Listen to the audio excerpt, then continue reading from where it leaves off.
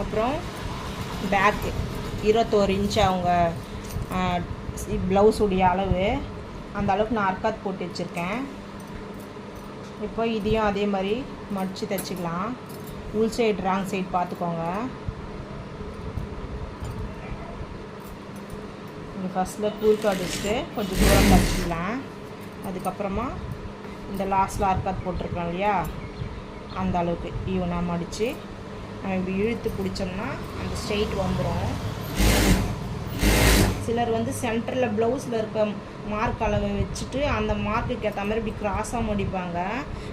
அந்த மாதிரி மடித்தோம்னா நம்மளுக்கு இந்த பேக்கில் தூக்குதுன்னு சொல்லி அந்த கம்ப்ளைண்ட் வரும். இதே நம்ம ஸ்ட்ரெயிட்டாக மடித்தோம்னா இடுப்பு தூக்காது, கரெக்டாக இருக்கும். அதில் எப்படினாலும் இருக்கட்டும், நம்ம இந்த ஸ்ட்ரெயிட் தான் நம்ம மார்க் பண்ணிவிட்டு அந்த ஸ்ட்ரெயிட் தான் அடித்தா தான் நம்மளுக்கு பேக்